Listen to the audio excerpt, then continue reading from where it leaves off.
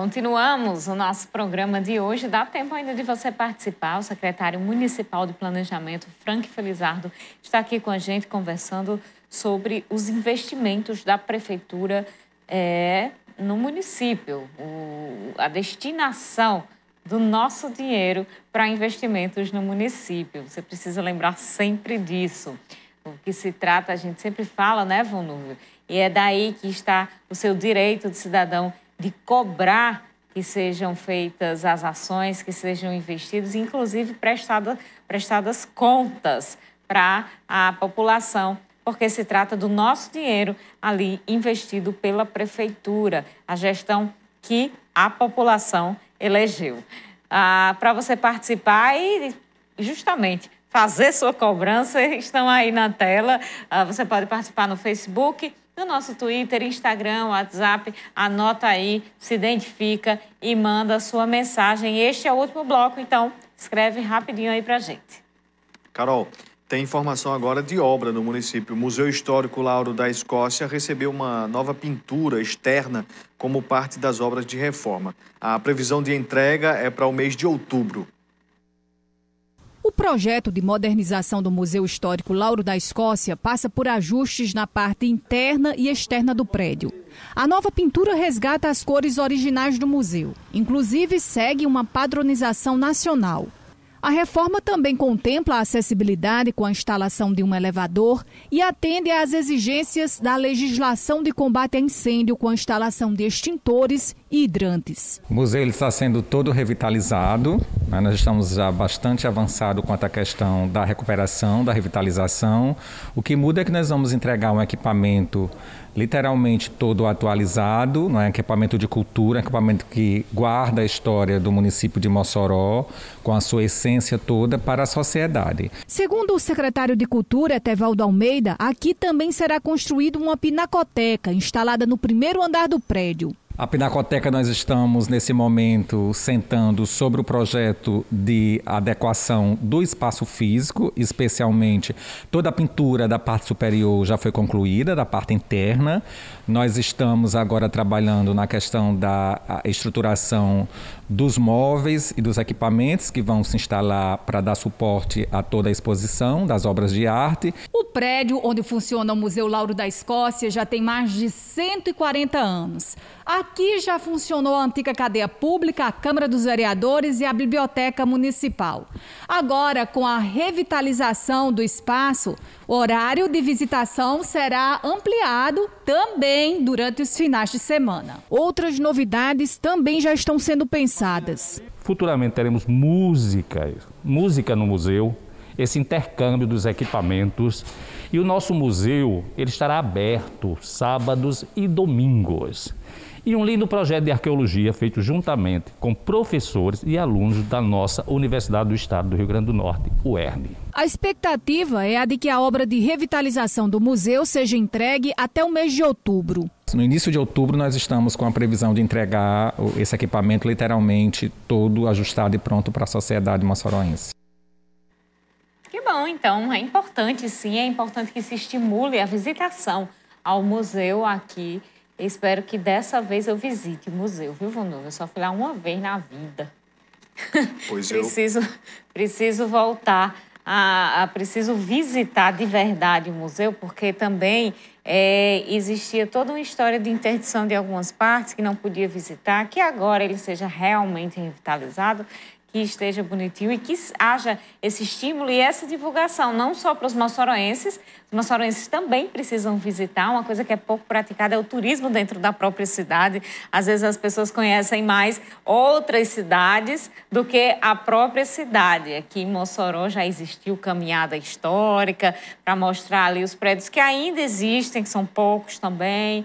Então isso deve ser estimulado dentro de Mossoró e também fora, para as pessoas que visitam Mossoró, que tem um turismo de negócios aí como principal nicho, mas que também visitem a cidade, entendam um pouquinho da história, não somente em época de eventos. Carol, já fui várias vezes no museu, mas em reportagem, viu? Para fazer coberturas ali de assuntos pertinentes àquela estrutura.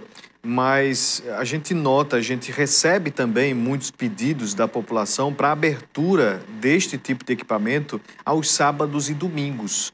É importante que se tenha ali a disponibilidade para pessoas de fora e para pessoas de Mossoró.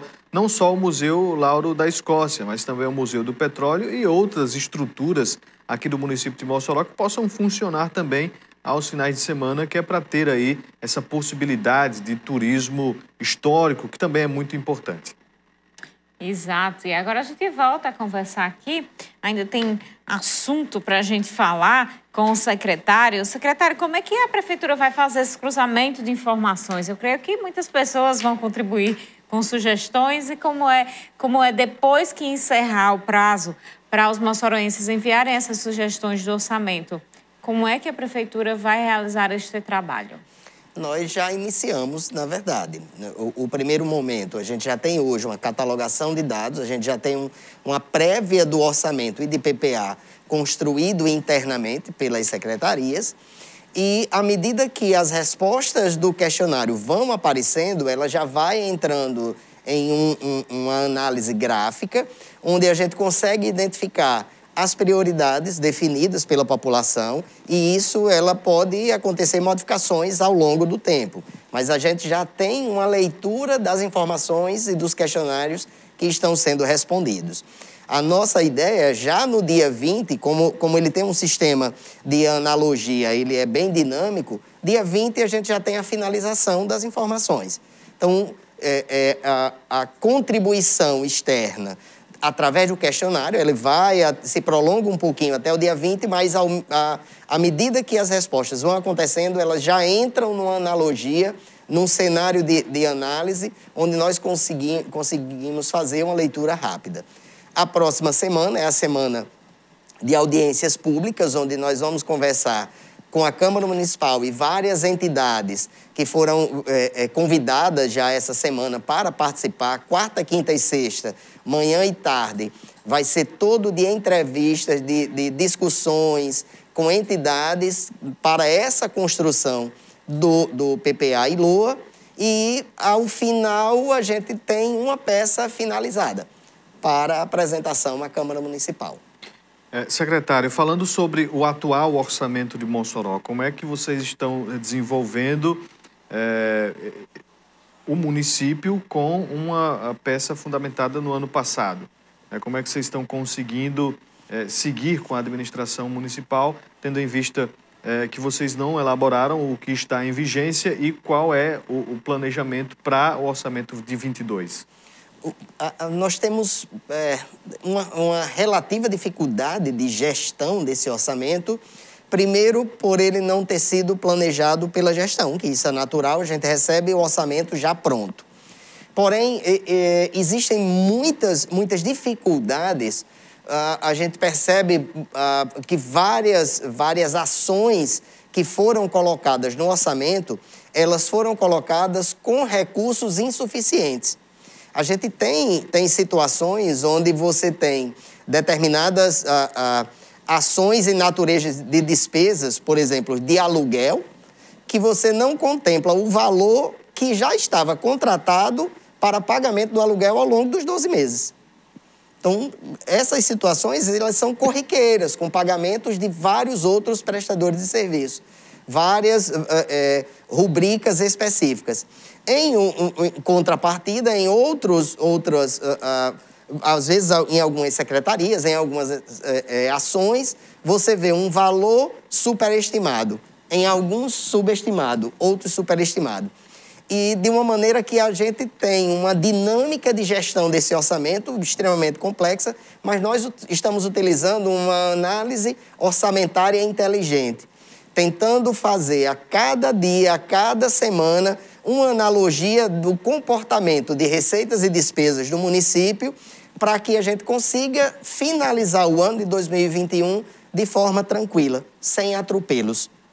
Não é fácil, mas nós estamos conseguindo. A gente está percebendo que está existindo atualmente o pagamento em dia dos servidores públicos municipais com o complemento ali salarial. Exatamente. Assim como questões que envolvem a previdência do município. Perfeito. Onde é que vocês estão acertando para que isso pudesse acontecer? Na gestão de receitas e despesas. Uma das coisas que nós estamos fazendo muito fortemente, nós entramos em duas linhas. Primeiro, se nós fôssemos manter o município do jeito que estava no comportamento financeiro de receitas e despesas, nós não conseguiríamos pagar as contas. Nós entramos muito fortemente em duas linhas simples. Captação de novas receitas. É um trabalho diário de discussão, de elaboração, de pensamento de como buscar e captar novas receitas. Conseguimos uma evolução em cima disso. E, por outro lado, de redução de despesas. Então, foram feitas redução de despesas, análise de folha de pagamento, algumas despesas, mudanças de determinados contratos, que a gente percebia que eram contratos, vou utilizar um termo utilizado na área financeira, um contrato leonino, que era muito positivo para o fornecedor, mas muito negativo para a prefeitura. Só para você ter uma ideia, vou pegar um exemplo de combustível. Quando nós chegamos, existia um contrato de combustível vigente que a prefeitura pagava o combustível mais caro do que o preço de uma bomba de combustível num posto comum. A prefeitura comprando em larguíssima escala combustível e pagando mais caro, comprando direto a uma distribuidora. Então, foi fechado esse contrato, a gente fez uma nova contratação para economizar o valor que nós pagávamos de combustível. Hoje, nós pagamos combustível do município muito menor do que o preço que se paga numa bomba de posto de gasolina. Utilizamos um cartão corporativo para abastecimento. Cada motorista tem o seu veículo vinculado, o seu nome vinculado e uma cota exclusiva de combustível baseado no consumo do veículo para utilização durante o mês. Então, você consegue reduzir despesas.